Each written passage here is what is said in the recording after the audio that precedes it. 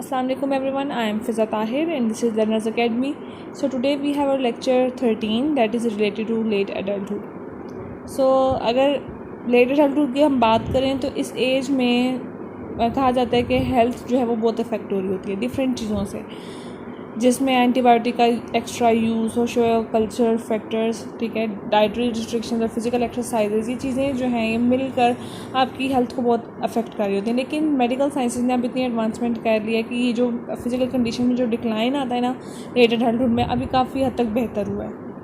कुछ डिजीज़ जो बहुत कॉमन है इस एज में उनका जिक्र कर लेते हैं. Arthritis, hypertension, heart disease, hearing impairment of leg, hips, back and spine. Or other than that we have organic brain syndrome, cerebral arteriosclerosis, senile dementia, Alzheimer's. ये जो लेट एडल्टहुड के जो लोग होते हैं ना उनको ज़्यादा डॉक्टर के पास जाने की ज़रूरत पड़ती है. इनको मेडिकल केयर ज़्यादा रिक्वायर्ड होती है as compare to younger once.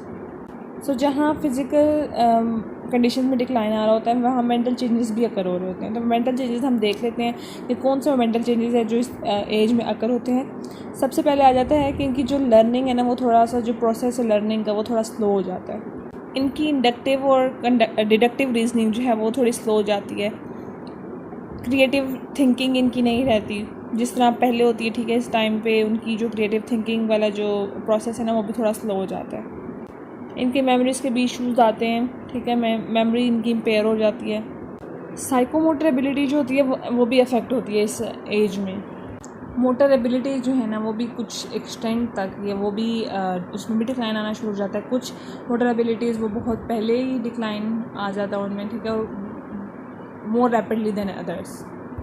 इनकी जो स्ट्रेंथ है वो भी उस तरह की ही रहती है जिस तरह लेट एडल्टहुड से पहले होती है, ठीक है. उस तरह की इनकी स्ट्रेंथ नहीं रहती. ये लोग थक बहुत जल्दी जाते हैं, फटीग का शिकार बहुत जल्दी हो जाते हैं as compare to younger people. Handwriting की जो स्पीड है वो भी उस तरह की ही रहती है जिस तरह की उनकी पहली होती है. नेक्स्ट टॉपिक आ जाता है personality development in late adulthood. तो जो पर्सनैलिटी डेवलपमेंट है ना वो कंटिन्यू रहती है इवन इन लेट एडल्टहुड, ठीक है. लोग वही सक्सेसफुल रहते हैं जो फ्लेक्सिबल और रियलिस्टिक होते हैं. जो कुछ उन्होंने अपनी लाइफ में किया उसको बेशक अच्छा था बुरा था जैसे भी था एक्सेप्ट कर लिया, उसके ऊपर ओवर थिंक नहीं करते रहते, ठीक है. इसी personality development in late adulthood के ऊपर कुछ लोगों ने काम किया था, जिनमें सबसे पहले हम एरिक एरिक्सन को डिस्कस कर लेते हैं. एरिक एरिक्सन के अकॉर्डिंग ये वो स्टेज है जिसमें आपकी इंटेग्रिटी और डिस्पेयर आ जाता है, ठीक है. तो वो लोग जो इंटेग्रिटी को जिनकी लाइफ में इंटेग्रिटी होती है लेट एडल्टहुड में, तो वो सक्सेसफुल होते हैं. सक्सेसफुल के सेंस में कि जिस तरह की भी ज़िंदगी गुजारी, ठीक है, उसको उस तरह एक्सेप्ट कर लेते हैं. या जैसे उनको उनके पेरेंट्स ने उनकी ब्रॉटअप की उसको एक्सेप्ट कर लिया. जैसी भी लाइफ उन्होंने गुजारी, परफेक्ट थी इम्परफेक्ट थी, उसको बस एक्सेप्ट कर लिया, ठीक है. तो ये जो एक्सेप्टेंस है ना दैट लीड्स टुवर्ड्स हैप्पीनेस. लेकिन वो लोग जो इन सब चीज़ों को अपनी लाइफ से सेटिस्फाइड नहीं होते, ठीक है, इस अडल्टहुड वाली एज में, लेट एडल्टहुड में, या लोगों उनके पेरेंट्स ने उनकी ब्रॉटअप कैसे की, उनके फ्रेंड्स ने उनके साथ क्या किया, बस उसके ऊपर ओवर थिंक करते रहना और अपनी इम्परफेक्शंस को बार बार काउंट करते रहना, ब्लेसिंग्स को काउंट ना करना, ठीक है. तो ये चीज़ उनको डिस्पेयर में ले जाती है, डिप्रेशन में ले जाते हैं उनको. फिर रॉबर्ट पेक आ जाते हैं. इसने भी बहुत खूबसूरत 3 एडजस्टमेंट ऑफ लेट एडल्टहुड बताई थी, ठीक है, जिनमें सबसे पहले आपका आ जाता है कि लेट एडल्टहुड में जाकर आप अपनी वर्थ को पहचानें, ठीक है. जैसे अब रिटायर बंदा है वो अब नेगेटिव सोचना शुरू कर देता है कि मैंने शायद ज़िंदगी में अब जो करना था वो तो कर लिया, अब मैं आगे क्या करूँगा, और डिप्रेशन में चले जाना कि यकीन नहीं होता ना, एक फेथ नहीं होता जिन लोगों का, वो फिर इस तरह डिप्रेस्ड हो जाते हैं. वरना वैसे जो रिटायर्ड लोग हैं अगर देखें तो वो अब उस टाइम को इंजॉय इस तरह से करते हैं कि अब ये टाइम पीरियड ऐसा है कि मैं अपनी फैमिली के साथ गुजार सकता हूँ, मैं आगे आना जाना कर सकता हूँ, ठीक है, रिलेटिव्स के पास आना जाना, सोशल सर्कल जो है अपना उसको मेंटेन रखना. लेकिन जिन लोगों का फिर ये फेथ नहीं होता, जिन लोगों के फाइनेंशियल इश्यूज़ एग्जिस्ट भी करते हैं, ठीक है, ऐसा नहीं है कि फाइनेंशियल इश्यूज़ नहीं है लेकिन फिर भी डिप्रेशन में चले जाना, फाइनेंशियल इश्यूज़ होते हैं. उन लोगों को लेकिन अपनी वर्थ डिफ़ाइन करनी चाहिए। मतलब क्या सिर्फ वो जॉब ही थी जिसकी वजह से मेरी इज़्ज़त थी, या मैं वाकई अपनी ज़िंदगी में अब और भी कुछ कर सकता हूँ। मतलब और डायरेक्शन अपने लिए देखना कि अब ठीक है, एक चीज़ गुजर गई है, अब मुझे क्या करना चाहिए, मैं क्या कर सकता हूँ। अगर अपनी वर्थ इस एज में आप पहचानना शुरू कर देते हो ना, तो आपके लिए एडजस्टमेंट में कोई इश्यूज़ नहीं आते। ठीक है। सेकंड जो एडजस्टमेंट का बताया था, लेट एडल्टहुड की एडजस्टमेंट का बताया था, वो ये कि आपकी विद एज आपकी फ़िज़िकल जो कंडीशन है उसमें डिक्लाइन तो आता है, लेकिन अगर आप उस चीज़ को एक्सेप्ट कर लो, आप हर वक्त इस परेशानी में ना रहो कि अब मेरी सेहत नहीं रही, अब मैं कुछ भी नहीं कर सकता, तो that will leads you towards depression. लेकिन अगर आप ऐसे अपने आप को इन कामों में बिज़ी कर लो, उन चीज़ों में खुशियाँ देखो जिसमें फ़िज़िकल हेल्थ इतनी मैटर नहीं करती। जैसे आप फोकस करो अपने रिलेशनशिप्स के ऊपर या ऐसी एक्टिविटीज़ के ऊपर, ठीक है, जिसमें आपकी जो परफेक्ट जो हेल्थ है ना वो डिमांडेड नहीं है, तो खुश रहा जा सकता है। अब ये जो कॉन्सेप्ट है ना कि आप हर वक्त अपनी सेहत में ही ना पड़े रहोगे, मैं बहुत बीमार हूँ, मैं अब कुछ नहीं कर सकता, तो ये जो कॉन्सेप्ट है ना, ये अर्ली जो अडल्टहुड है ना उसमें डेवलप हो जाना चाहिए। लेकिन अगर डेवलप उस टाइम पे नहीं होता तो लेट अडल्टहुड में बहुत सारे डिफ़िकल्टीज़ फेस करनी पड़ जाती हैं। ठीक। नेक्स्ट जो है वो है ego versus preoccupation with the ego, transcendence of ego versus preoccupation with the ego.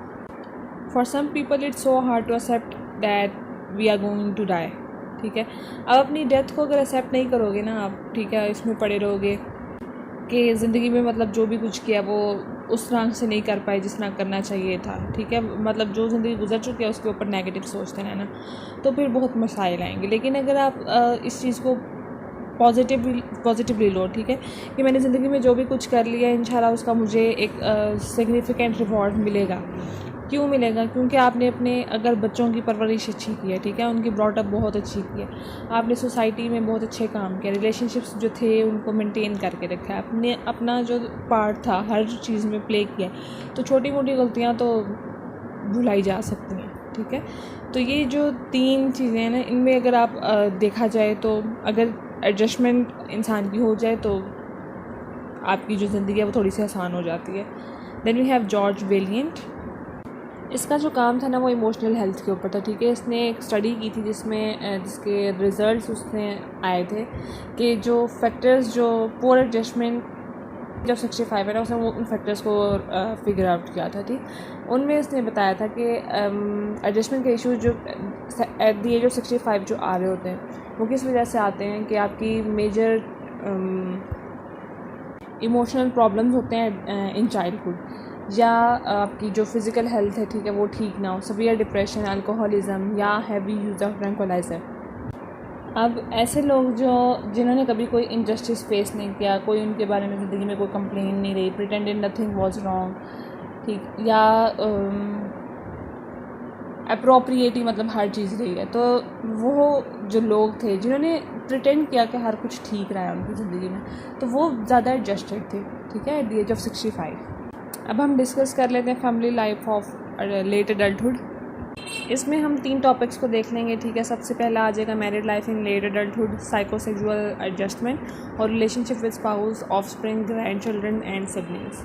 Married life in late adulthood से रिलेटेड बहुत सारे स्टीरियोटाइप्स हैं। बहुत सारे लोगों का ये ख्याल है कि जो बूढ़े लोग हैं ना, हस्बैंड वाइफ जो हैं, वो बहुत अनहैप्पी और आइसोलेटेड होते हैं, लोनली होते हैं, रिजेक्टेड होते हैं बाय देयर लव्ड वंस। कुछ केसेस में ऐसा होता है, लेकिन इन मोस्ट केसेस जो कपल इन लेट एडल्टहुड है ना, ये बहुत सेटिस्फाइड होते हैं। ठीक है।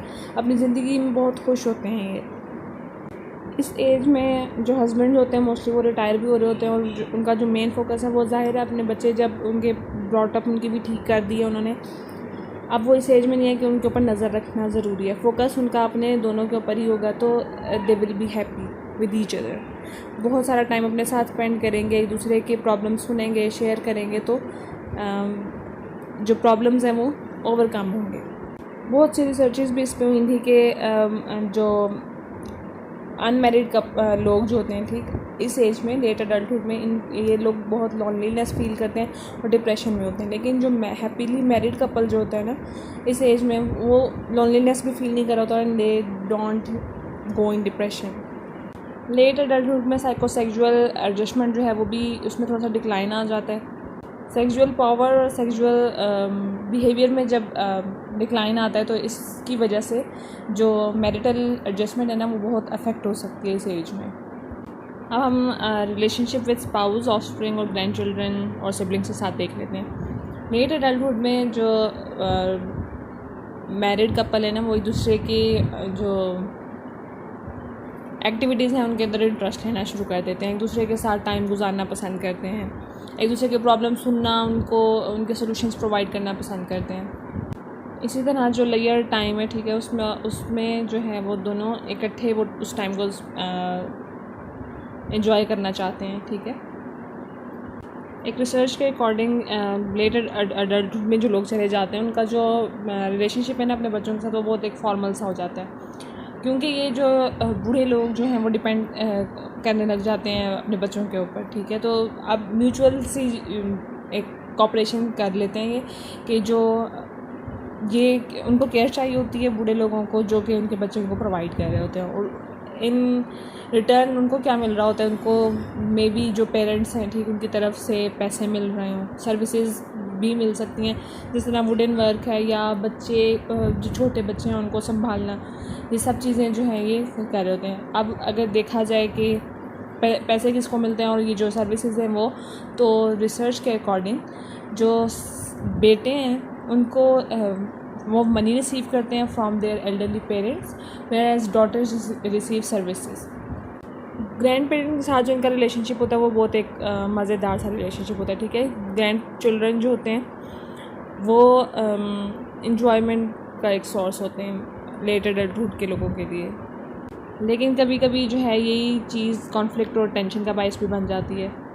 अब जैसे जैसे जो ग्रैंड चिल्ड्रन है वो बड़े होते जाते हैं, जाहिर है वो उनकी एज रुक तो नहीं चाहती ना, जैसे जैसे पहले वो टॉडलर, फिर एडोलेसेंस, फिर एडल्ट्स बन जाते हैं। तो जब अपने जो ग्रैंड पेरेंट्स को वो जब अटेंशन थोड़ी सी कम देंगे तो जो ग्रैंड पेरेंट्स हैं, ठीक, उनको एक रियलिटी शॉक लगता है कि ये क्या था, हम इतना कुछ करते हैं इनके लिए और अब आगे आके इस तरह का बिहेवियर करेंगे लोग, तो वो थोड़ा सा एक शॉक लग जाता है लोगों को। अब अगर रिलेशनशिप इनका देखा जाए अपने सिबलिंग्स के साथ, तो in case of women they are more supportive, ठीक है, और इमोशनल सपोर्ट भी प्रोवाइड कर रही होती हैं एज़ कम्पेयर टू मैन। ये एक दूसरे को हेल्प भी कर रहे होते हैं, ठीक है, एक दूसरे के दुख दर्द में भी शिरकत कर रहे होते हैं। फैमिली ओकेजन्स आ गए उनमें आना जाना, हॉलीडेज़ इकट्ठे स्पेंड करना और भी एक्टिविटीज़ को एंजॉय करना। डिसीजन मेकिंग पार में अगर किसी को कोई हेल्प चाहिए तो वो अपने सिबलिंग्स में से किसी को कह के ले लेते हैं। घर बनाना हो, घर रिपेयर करना हो, ठीक है, तो इन चीज़ एक दूसरे से उधार ले लेना, इमोशनल सपोर्ट भी, ठीक। अब इन टाइम्स ऑफ इलनेस एक दूसरे का ख्याल रखना, एक दूसरे को सपोर्ट प्रोवाइड करना, तो ये सिबलिंग्स का एक बहुत अहम और एक इम्पॉर्टेंट रोल होता है इन लेट एडल्टहुड। अब एजिंग का कॉन्सेप्ट डिफ़ाइन किया हुआ है, ठीक है। एजिंग का कॉन्सेप्ट जो है वो, एजिंग जो है वो एक कॉन्टीन्यूस प्रोसेस है, ठीक है, it continues through out the life. अब इस प्रोसेस में बहुत सारी चेंजेस आ रही होती है, जिधर फिजियोलॉजिकल चेंजेस आती हैं, ठीक है, वहाँ पे आपकी साइकोलॉजिकल चेंजेस भी आ रही होती हैं। एक रिसर्च के अकॉर्डिंग ह्यूमंस का जो लाइफ स्पैन है वो बहुत एक लंबा लाइफ स्पैन होता है as compare to other mammals like birds, reptiles, insects और प्लांट्स, ठीक है। इनका जो लाइफ स्पैन है वो इतना बड़ा लाइफ स्पैन नहीं होता जितना कि ह्यूमंस का होता है। Then we have patterns of ageing. Successful ageing जो होती है ना उसका कोई एक सिंगल पैटर्न नहीं होता, ठीक है। अब चेंजेस को अडेप्ट किस तरह से पर्सनैलिटीज़ चेंजेस को अडेप्ट कर रही हैं, ठीक है, that differs from person to person, individual to individual, ये चीज़ डिफ़र करती है। अब कुछ पैटर्न्स इन्होंने डिस्कस किए हुए हैं पैटर्न्स ऑफ एजिंग, ठीक। सबसे पहले उसमें इंटीग्रेटेड आ जाते हैं। इंटीग्रेटेड लोग जो होते हैं, ठीक, उनकी फंक्शनिंग बहुत अच्छी होती है, बहुत सेटिस्फाइड होते हैं, कॉम्पिटेंट ईगो होती है, इंटैक्ट उनकी कॉग्निटिव एबिलिटीज़ होती हैं और हाई लेवल ऑफ सेटिस्फैक्शन होता है उनमें। बहुत एक्टिव होते हैं ये लोग, ठीक है, और अपने आप को बहुत सारी एक्टिविटीज़ में इन्वॉल्व कर लेना और इंटरेस्ट में इन्वॉल्व कर लेना और सेटिस्फेक्शन इन चीज़ों से वो डिराइव करते हैं। Then we have armour defended. Armour defended में जो लोग होते हैं, people in armour defended pattern of ageing, वो जो है बहुत अचीवमेंट ओरिएंटेड होते हैं, ठीक है। इन लोगों के जो एक्सपेंडिचर्स हैं वो भी थोड़े लिमिटेड होते हैं, ठीक। सोशलाइजेशन भी थोड़ी सी लिमिटेड होती है, तो जो इनका एजिंग का जो पैटर्न है ना, वो थोड़ा सेटिस्फेक्शन का जो लेवल है इसमें, ठीक है, वो मॉडरेट से हाई लेवल आता है, ठीक। Then we have passive dependent. Passive dependent में वो लोग आ जाते हैं जो थोड़े से दूसरों के ऊपर डिपेंडेंट होते हैं, या जो लोग बहुत डिपेंडेंट होते हैं दूसरों के ऊपर, या तो वो बहुत एक्टिव होते हैं और मॉडरेट होते हैं, सेटिस्फाइड भी कम ही होते हैं, ठीक है, या मॉडरेट या वेरी एक्टिव, ठीक है, या मॉडरेट या वेरी सेटिस्फाइड। और वो लोग जो अपनी लाइफ में सारा टाइम पैसे भी रहते हैं, ठीक है, पैसिविटी उनकी ज़्यादा होती है, तो उनकी जो सेटिस्फेक्शन लेवल है वो भी थोड़ा सा कम होता है। So that's all from today's lecture. I hope आप लोगों को समझ आ गया होगा, ठीक है। अल्लाह।